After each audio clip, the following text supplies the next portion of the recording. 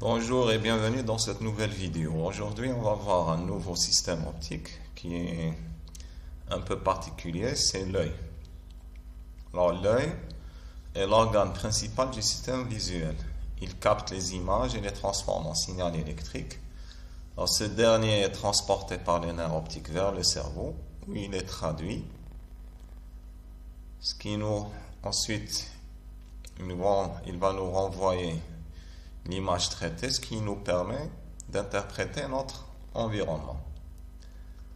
Alors, on va voir maintenant rapidement l'anatomie de l'œil. Alors, l'œil, c'est un globe d'environ 25 mm de diamètre et il pèse approximativement 8 grammes. Alors, ces valeurs, c'est des valeurs moyennes. Donc, il peut y avoir des variations pour ces valeurs selon les personnes. Alors, il est composé d'une multitude d'organes. Donc, en allant de l'extérieur vers l'intérieur de l'œil, on va trouver d'abord la sclérotique, qui est une membrane blanche. Elle est opaque. Donc, la sclérotique, c'est ça. Donc, lorsque vous regardez l'œil d'une personne, vous avez une partie qui est blanche. Donc, c'est la sclérotique. Donc, lorsqu'on regarde l'œil de face, on verra cette zone-là, celle-là et celle-là, qui sont blanches. Alors, la sclérotique, elle va jusqu'à l'arrière de l'œil. Donc, c'est l'enveloppe externe de l'œil. Donc, comme on l'a dit, c'est une membrane blanche. Elle est opaque, donc elle ne laisse pas passer la lumière. Et aussi, elle est très résistante. À l'avant, la sclérotique est limitée par la cornée. La cornée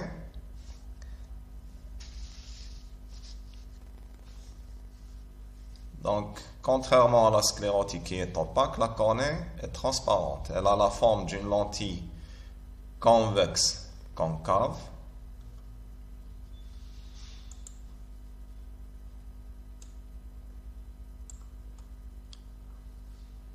La cornée, c'est ça. C'est cette zone-là. Donc, elle a la forme d'une lentille convexe, concave. Elle est transparente, donc elle laisse passer. C'est par là que passe la lumière.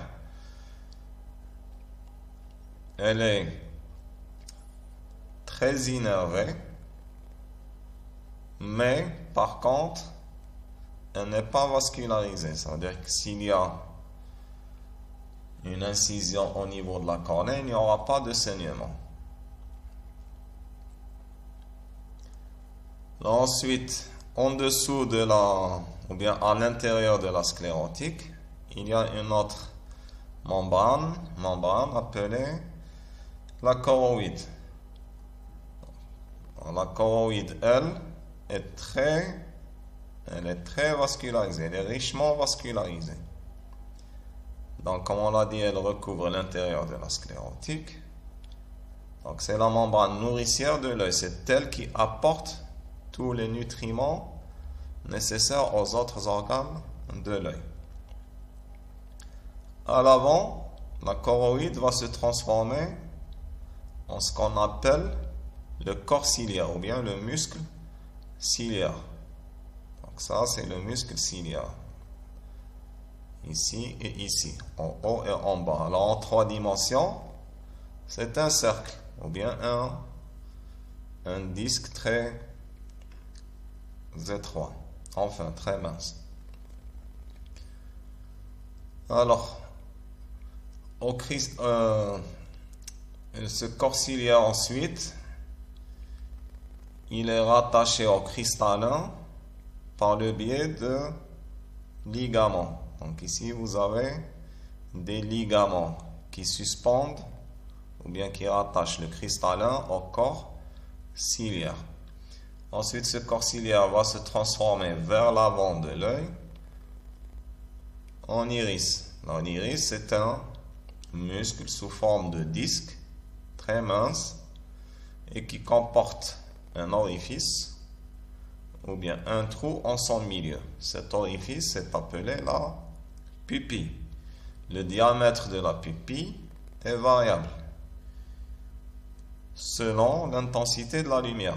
Donc, plus l'intensité de la lumière est grande, plus la pupille va se refermer, donc son diamètre va diminuer.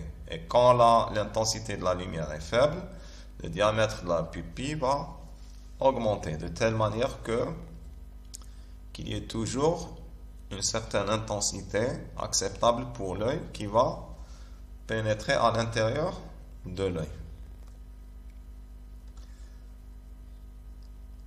Donc ici on a le cristallin, il a la forme d'une lentille biconvexe. Son indice de réfraction n'est pas homogène. Donc ici au bord c'est environ, ici et ici c'est environ 1,35, et au milieu au niveau de l'axe optique c'est à peu près 1,42. Alors la propriété la plus importante du cristallin, c'est qu'il est élastique. Ça veut dire qu'il peut changer de forme lorsqu'on exerce sur lui une certaine pression.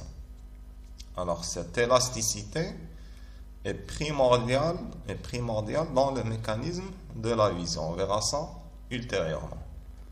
Alors, dans cet espace-là, entre la cornée et le cristallin, cet espace-là est entièrement rempli par un liquide appelé humeur aqueuse.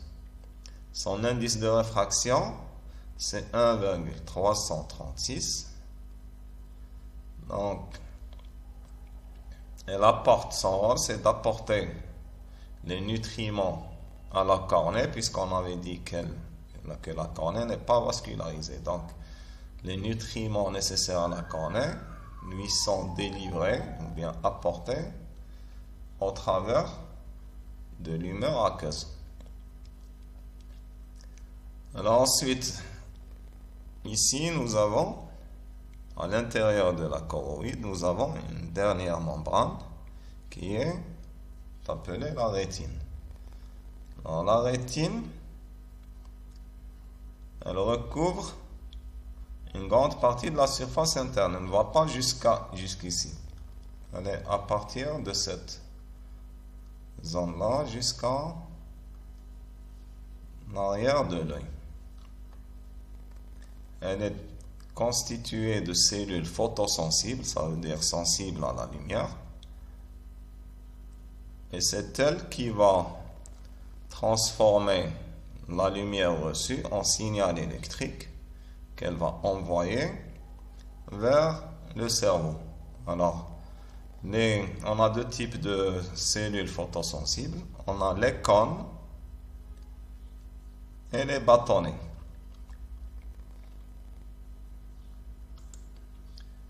Donc ici, ça c'est la rétine. Donc on a agrandi la rétine. Alors les cônes, ce sont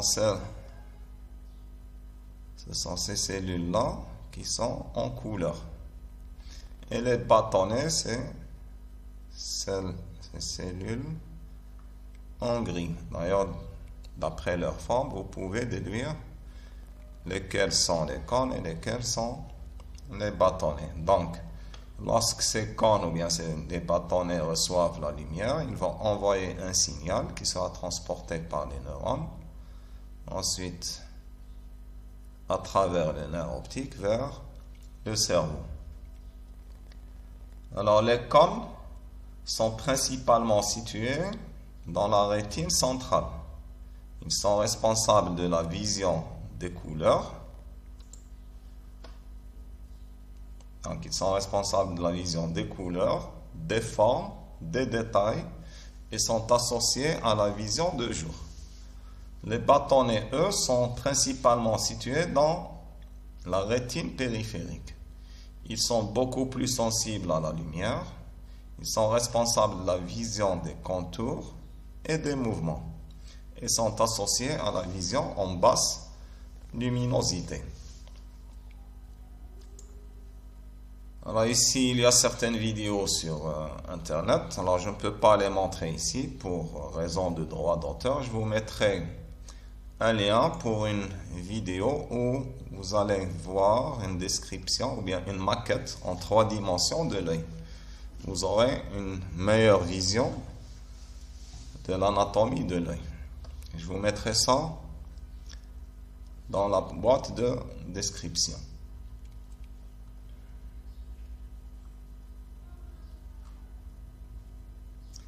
Alors nous, ce qui nous intéresse en optique géométrique, ce sont certains organes particuliers de l'œil, mais pas tout l'œil.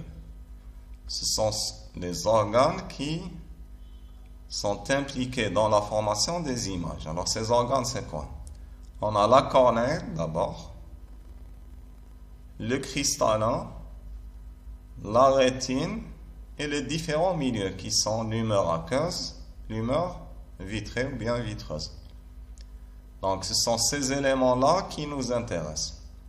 Parce que ce sont eux qui sont responsables de la formation des images. Alors comment se forme une image? Donc supposons qu'on a un faisceau de lumière comme ça. Donc ces rayons de lumière seront, lorsqu'ils vont traverser la cornée, ils seront déviés ou bien réfractés une première fois. Ensuite, une partie sera arrêtée par l'iris, comme ça.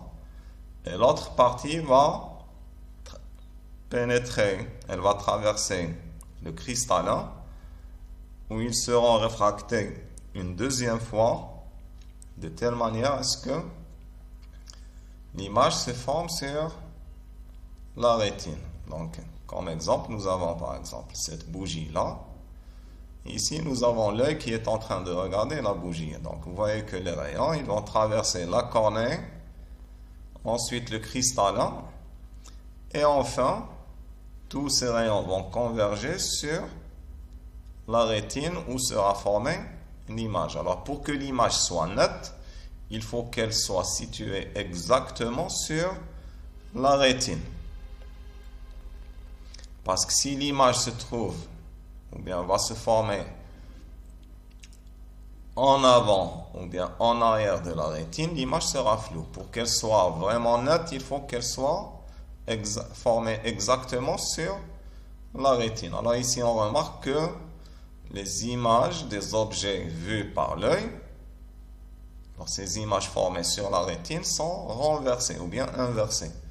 Ensuite, c'est le cerveau qui va retraiter l'image et nous la montrer ou bien nous l'envoyer droite.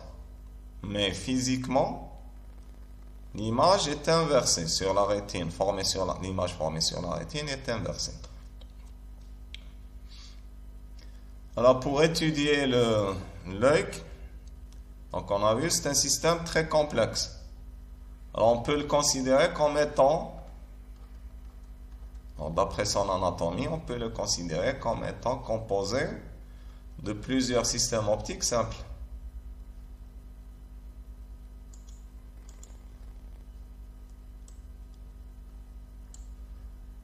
Donc on peut le considérer comme étant 2 lentilles, par exemple.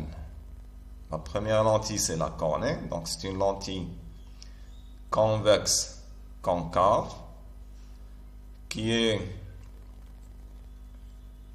baignée dans 2 milieux différents, air, humeur aqueuse. Ensuite, une deuxième lentille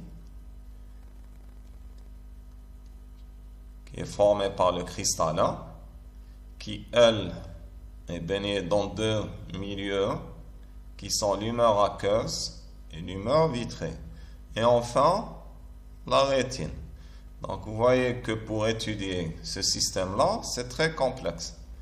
Ou bien, on peut aussi le considérer comme étant composé de 4 dioptres sphériques. Alors, le premier dioptre, c'est celui-là. C'est la première face de la cornée. Ou bien, c'est la face antérieure de la cornée. Ça veut dire c'est la face qui sépare l'air du corps de la cornée. Donc, on a air cornée Ça, c'est le premier dioptre. Le deuxième dioptre, c'est le dioptre sphérique, cornée, humeur aqueuse. Ensuite, nous avons, alors ça, c'est le deuxième dioptre. Troisième dioptre, c'est la face antérieure du cristallin. Donc, c'est un dioptre qui va séparer l'humeur aqueuse du corps du cristallin. Ensuite, quatrième dioptre, c'est cristallin, humeur vitrée.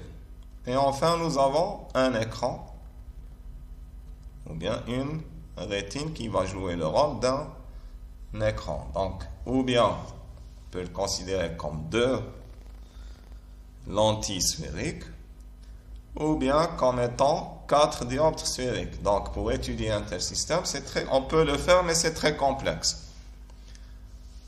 Donc, au lieu de cela, on peut utiliser ou bien remplacer des modèles qui sont équivalents à l'œil, mais qui sont plus simples. Donc, il existe deux modèles très répandus ou bien très utilisés. Alors, le premier modèle, c'est le modèle réduit du dioptre sphérique. Alors, ce modèle est constitué d'un dioptre sphérique convexe et d'un écran. Donc, ici, nous avons un dioptre sphérique convexe qui sépare deux milieux et d'un écran. Alors, le dioptre sphérique, il va jouer le rôle de la cornée et du cristallin.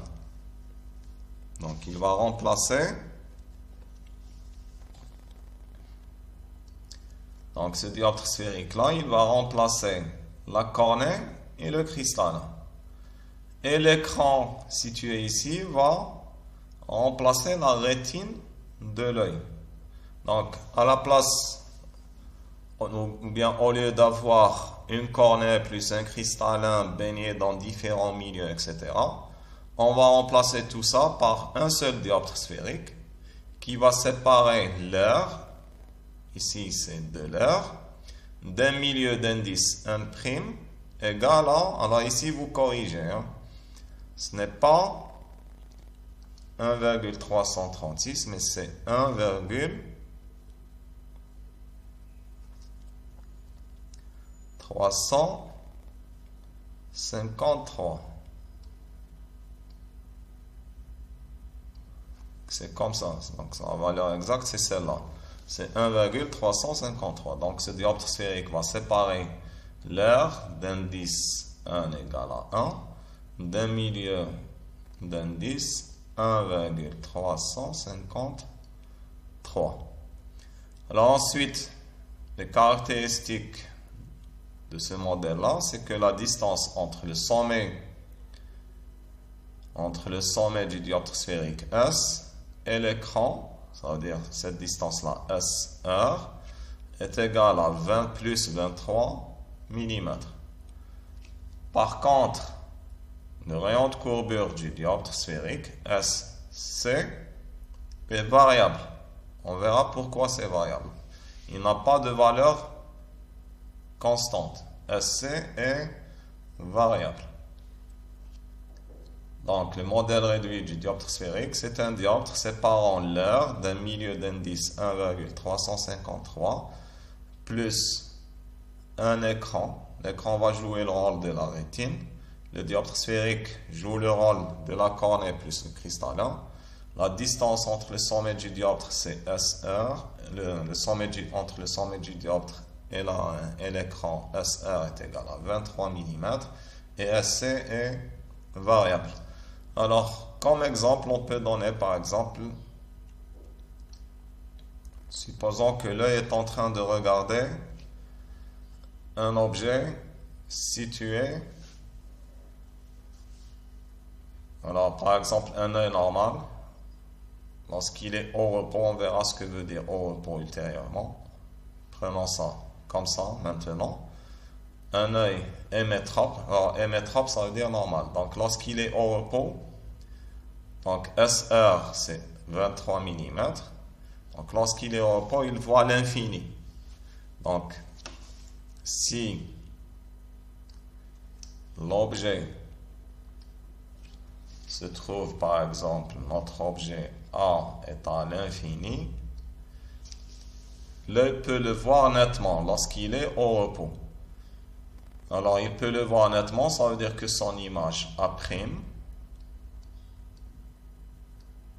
est sur la rétine, qui est représentée par l'écran. Donc, l'objet est à l'infini, l'image est sur l'écran ou bien sur la rétine. Alors, pour que cette image soit sur l'écran, il faut que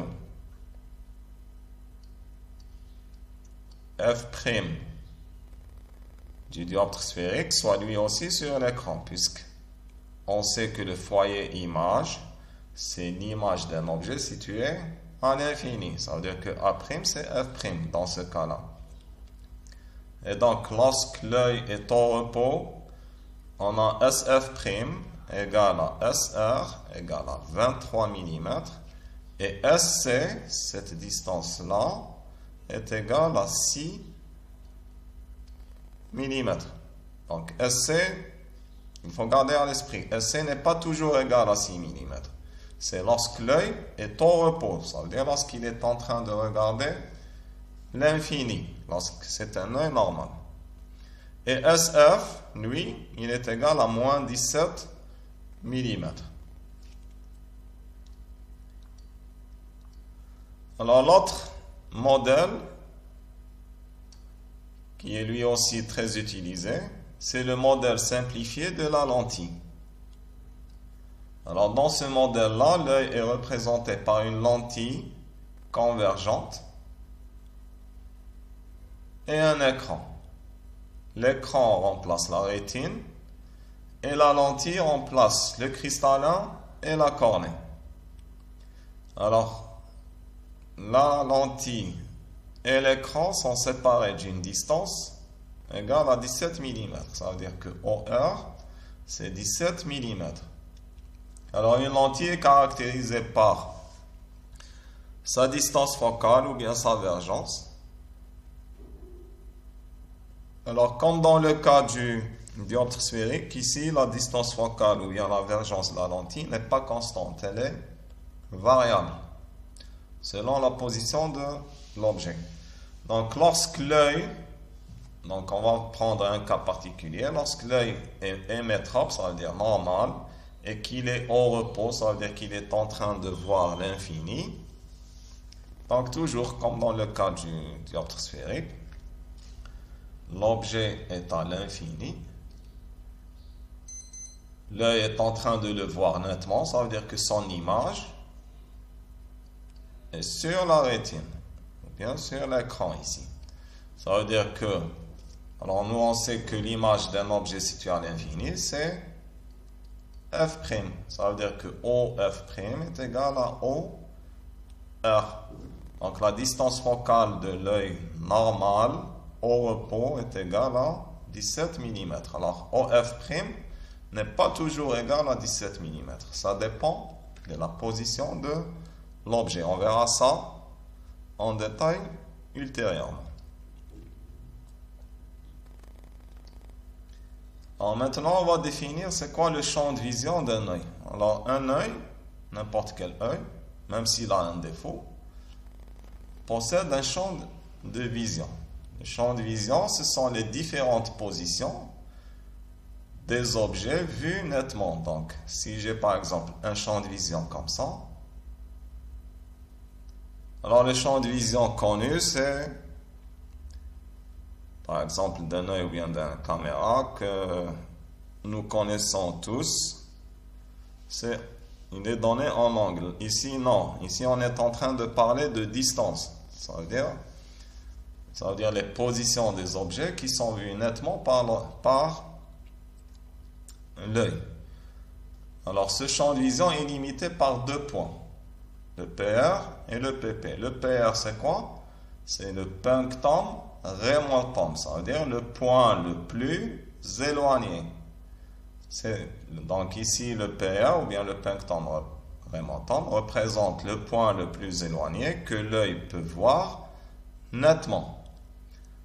Alors, le point le plus proche est appelé le punctum proximum. C'est du latin. Punctum, ça veut dire point, proximum, proche. Alors, entre ces deux points, il y a tout un intervalle.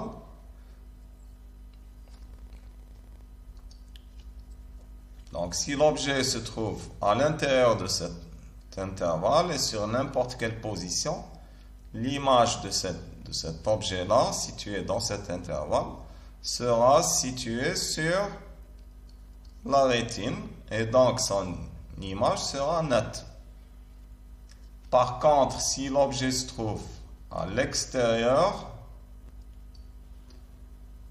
c'est-à-dire après le PR ou bien avant le PP, son image sera... Alors, s'il se trouve après le PR, son image va se former avant la rétine. S'il se trouve avant le PP, son image sera après la rétine. Donc, le champ de vision, c'est ça. Donc, c'est toutes ces positions-là. Si l'objet occupe l'une de ces positions-là, son image sera sur la rétine. Sinon, son image ne sera plus sur la rétine. Elle sera ou bien avant, ou bien derrière la rétine. Et sur la rétine, il va se former une image floue. Alors, pour un œil normal, les valeurs ou bien les positions du PR et du PP sont données comme suit. Donc, si l'on utilise par exemple le modèle de la lentille, on aura OPR, c'est moins l'infini. Donc, pour un œil normal, hémétrope, normal, ça veut dire sans défaut, qui n'a pas de défaut, qui fonctionne normalement, le point le plus éloigné que peut voir cet œil-là se trouve à l'infini. Le point le plus proche va se trouver à environ 20 cm. Donc, OPP, c'est moins 20 cm. Alors, si on prend le modèle du dioptre sphérique, on ne va pas mettre OPR et OPP, mais on va mettre SPR et SPP, puisque les distances sont comptées à partir du sommet du dioptre sphérique. Donc, le champ de vision d'un œil normal, c'est de moins l'infini jusqu'à moins 20 cm. Alors, 20 cm, c'est une valeur moyenne. Donc, elle peut être à 18, 21, etc. Mais c'est une valeur moyenne. Donc, dans notre cours, on va prendre, pour un œil normal, PP situé à 20 cm de l'œil. Alors, maintenant, on va voir le mécanisme d'accommodation qui est très important et qui est primordial. Donc, nous, on sait que lorsqu'on a vu, ou bien lorsqu'on a fait le cours sur les lentilles, on avait dit que la relation de conjugaison d'une lentille s'écrit comme ça. 1 sur OA' moins 1 sur OA égale à la vergence. Avec la vergence qui est égale à ça. Donc, d'après cette relation-là, on a OA' est égal à 1 sur la vergence plus 1 sur OA. OA' et OA sont pris en valeur algébrique. C'est des barres ici.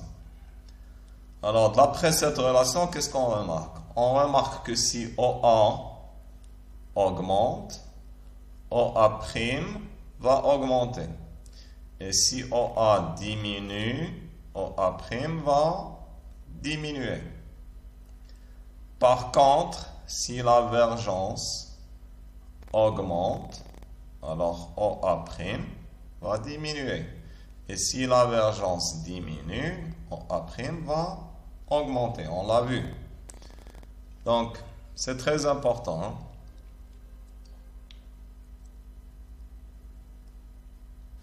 Donc, supposons par exemple qu'on a une certaine lentille ayant une certaine distance focale OF', avec un écran situé sur F', comme ça, et que nous avons un objet situé à l'infini. Alors, l'image de cet objet A' sera située sur F'. Alors maintenant, si l'objet va se rapprocher de la lentille. Donc si l'objet se rapproche de la lentille, ça veut dire que OA a augmenté. Donc il a augmenté puisque c'est une valeur négative. N'oubliez pas ça. Ici, c'est dans ce sens-là, les valeurs sont négatives. Donc OA a augmenté. Et d'après cette relation, qu'est-ce qu'on avait dit? On avait dit que si OA augmente, OA' va lui aussi augmenter. Donc on va prendre par exemple, on va représenter ici. Donc on avait dit que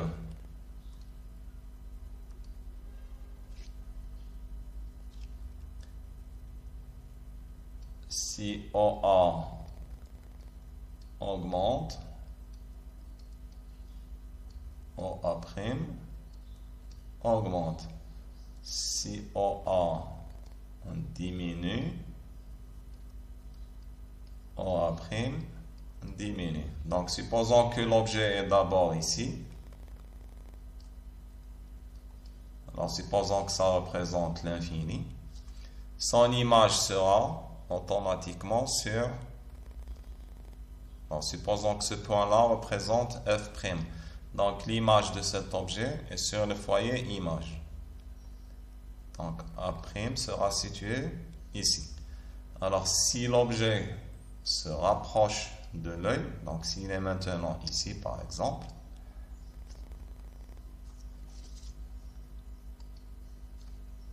donc si l'objet est maintenant ici, alors ça veut dire quoi? Ça veut dire que OA a augmenté puisque c'est des valeurs négatives. N'oubliez pas que c'est des valeurs négatives. Donc OA a augmenté, ça veut dire que OA' lui aussi va augmenter. Donc l'image ne sera plus sur f'. OA' va augmenter, donc l'image sera par exemple ici. L'image aussi va se déplacer dans ce sens-là. Alors si l'image, enfin si l'objet se rapproche encore de l'œil, par exemple notre objet est maintenant ici, ça veut dire que OA a augmenté, donc A' aussi va changer de position et OA' va augmenter, donc il va changer de position, comme ça. Si l'objet s'éloigne, ça veut dire que OA a diminué et donc A' aussi va se rapprocher, donc OA' va diminuer. Alors ça, c'est dans le cas d'une lentille normale. Donc si l'objet change de position, l'image change de position. Mais nous, dans notre cours, enfin, qu'est-ce qu'on avait dit pour le cas de l'œil?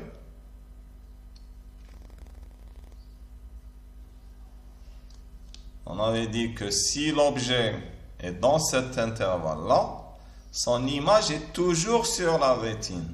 Alors comment se fait-il que malgré que l'objet ait changé de position, alors si par exemple il est ici, son image est sur la rétine. Donc l'objet est ici, l'image est sur la rétine. Si l'objet est ici, l'image est toujours sur la rétine. Alors comment se fait-il que quelle que soit la position de l'objet ici, malgré qu'elle varie, l'image est toujours sur la rétine? Donc on va représenter ça, on va voir ça par exemple.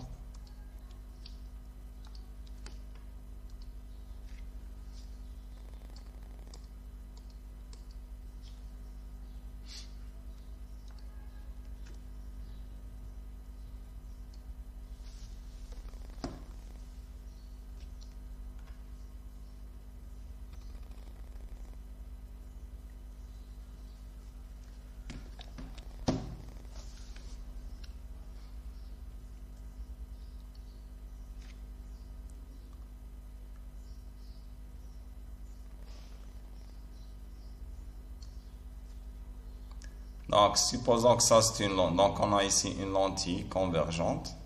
Alors, ça c'est f', hein, c'est foyer image, ce n'est pas f. Donc, ça c'est l'objet. Et ça c'est son image. Donc, si on change, alors si on prend une lentille normale, si on change la position de l'objet, vous remarquez que la position de l'image est en train de changer. Plus l'objet se rapproche de la lentille, plus l'image va s'éloigner de celle-là. Donc, OA' augmente, OA augmente, OA' augmente. Alors, supposons maintenant qu'on a un œil. Donc, l'œil, c'est, on a dit, une lentille plus un écran.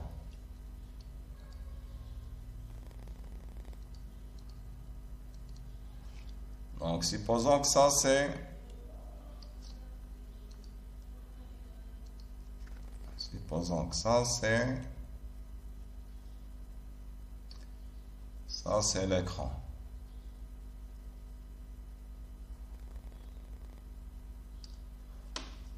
Donc, au début, l'objet se situe ici et son image est sur l'écran.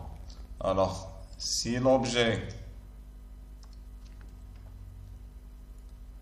se déplace, l'image va se déplacer. Mais nous, on a dit que tant que l'objet est dans l'intervalle ou bien dans le champ de vision, l'image restera sur la rétine ou bien l'écran ici. Alors, comment déplacer l'image ou bien la renvoyer vers sa position initiale en faisant ça? Alors, qu'est-ce que vous lisez ici? Focal length, ça veut dire distance focale. Donc, qu'est-ce que j'ai fait? J'ai diminué la distance focale. Ça veut dire que j'ai diminué OF'. Alors, en diminuant OF', ça veut dire que j'ai augmenté la vergence. Donc, en augmentant la vergence, donc lorsque OA augmente, si on laisse la vergence constante, OA' va augmenter. Mais pour que OA' reste constant, il faut qu'on augmente la vergence, ou bien qu'on diminue OF'. Donc, si l'objet se rapproche encore comme ça, l'image va s'éloigner de la rétine. Alors, pour la renvoyer vers la rétine, ou bien la fixer sur la rétine, on doit diminuer encore la distance focale, OF'. Ça veut dire qu'on est en train d'augmenter la vergence de la lentille. Donc, la même chose, comme ça, on diminue OF' et on augmente la vergence de la lentille. Et comme ça, l'image restera toujours située sur la rétine. Alors, comment diminuer OF' ou bien augmenter la vergence d'une lentille? Comment le faire?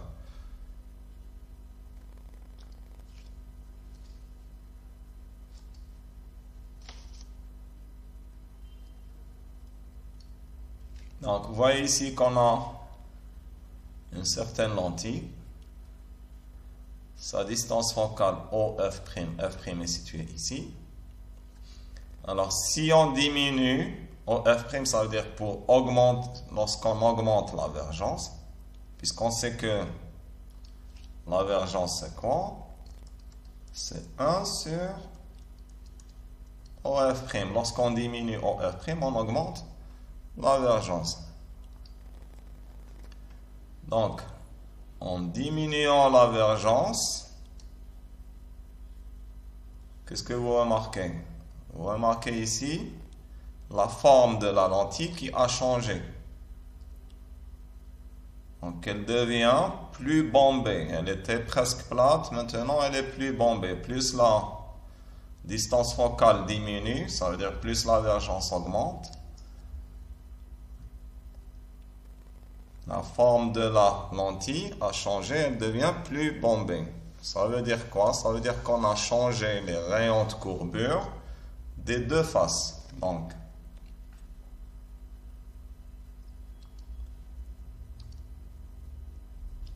on l'avait dit dans le cours sur les lentilles.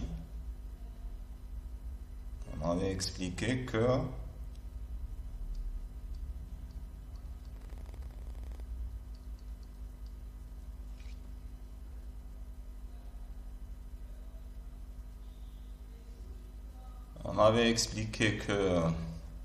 pardon. Enfin, on va revenir ici pour ne pas perdre de temps. Ici.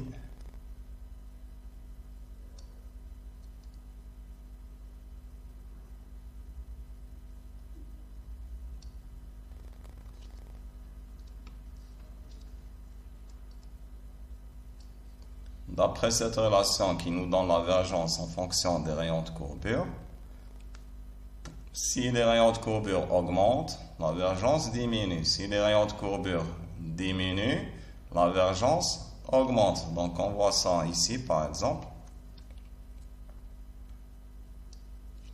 Supposons qu'on a une lentille comme ça. Alors ces deux faces-là ont des rayons de courbure R1 et R2. Alors si on diminue R1 et R2, comme ça, la divergence va augmenter. Alors l'œil, lui, comment est-ce qu'il varie R1 et R2? Ou bien comment est-ce qu'il change la forme du cristallin?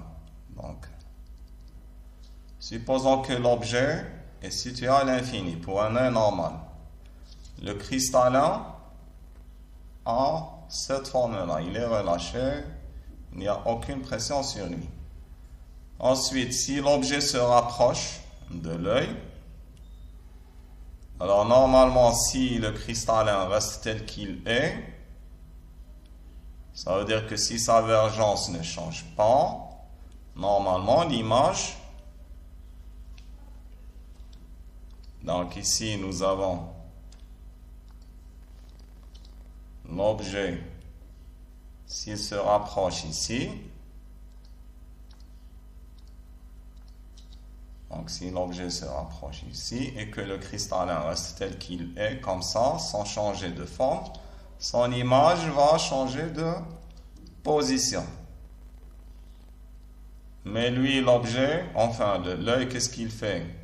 Il veut garder toujours l'image sur la rétine. Alors pour cela, comme on l'a dit, il faut augmenter la divergence. Donc il faut déformer ou bien il faut diminuer les rayons de courbure R1 et R2. Alors ceci est obtenu en exerçant une pression sur le cristallin. En exerçant une pression sur le cristallin, tout autour du cristallin, comme ça, dans ce sens et dans ce sens.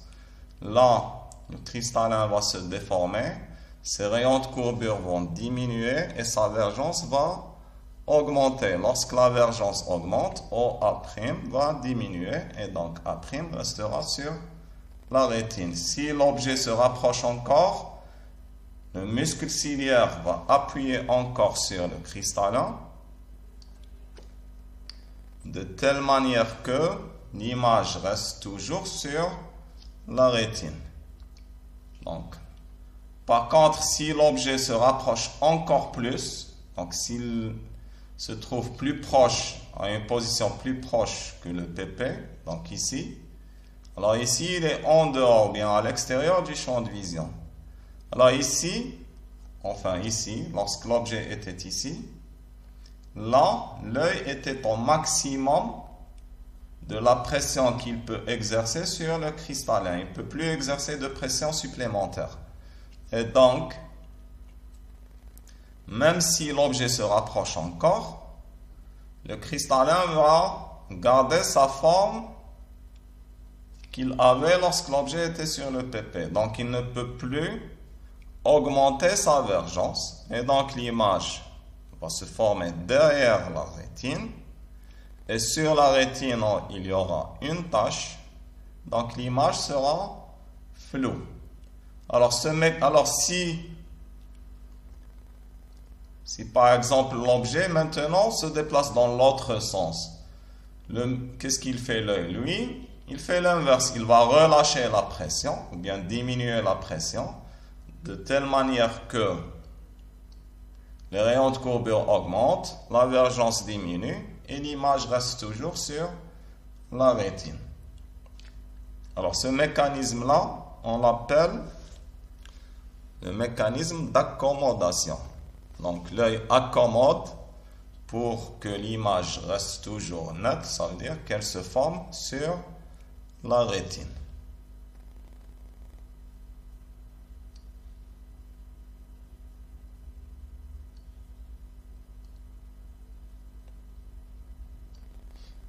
Alors maintenant, on va voir ce que c'est, bien ce qu'on appelle l'amplitude d'accommodation. Alors l'amplitude d'accommodation, c'est la différence entre la vergence maximale et la vergence minimale de l'œil. Alors la vergence maximale de l'œil est obtenue lorsque l'œil regarde son PP, comme on l'a vu ici. Donc lorsque l'œil regarde un objet situé sur son PP, là, le muscle ciliaire est en train d'exercer une pression maximale sur le cristallin et la vergence de celui-ci est maximale. Donc la vergence maximale de l'œil est obtenue lorsque l'œil regarde son PP. Par contre, la vergence minimale de l'œil, c'est lorsque l'œil regarde son PR, ça veut dire son point le plus éloigné. Donc dans ce cas-là, le muscle ciliaire est totalement relâché, il n'y a aucune pression sur le cristallin. Les rayons de courbure sont à leur valeur maximale, ça veut dire que la vergence est à sa valeur minimale.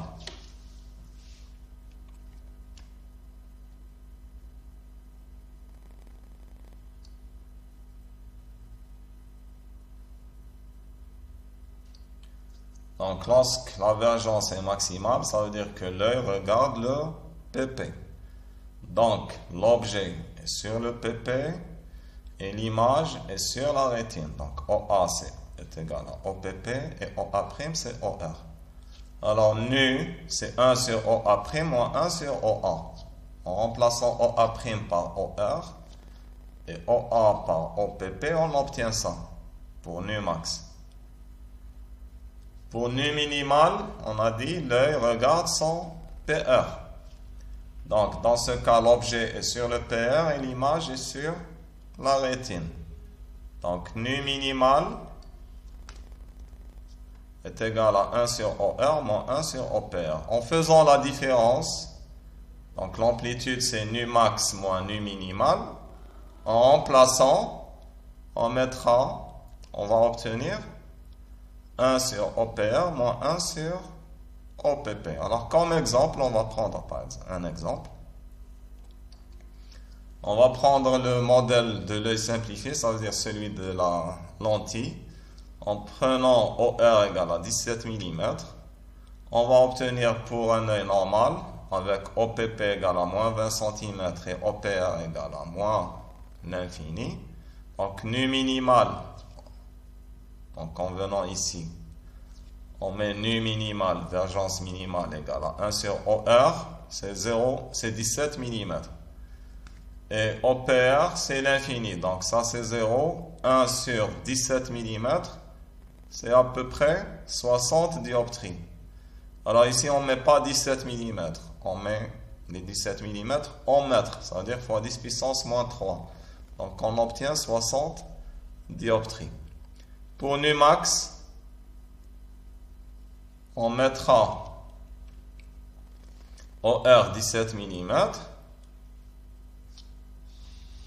et OPP c'est moins 20 cm. Donc, toujours en mètres. On doit faire la conversion de ces distances en mètres. On va obtenir nu max égale à 65 dioptries. Une dioptrie, on l'a dit, c'est 1 mètre puissance moins 1. Et donc l'amplitude, c'est 65 moins 60, c'est 5 dioptries. Alors pour voir le mécanisme d'accommodation en détail, il y a une vidéo, donc il y a une simulation. Vous allez voir comment le muscle ciliaire appuie sur le cristallin et il va modifier sa forme, ses rayons de courbure, et donc il va modifier sa vergence. Je vous mettrai le lien toujours dans la boîte de description. Alors cette vidéo est terminée. On continuera dans une prochaine vidéo, Inch'Allah.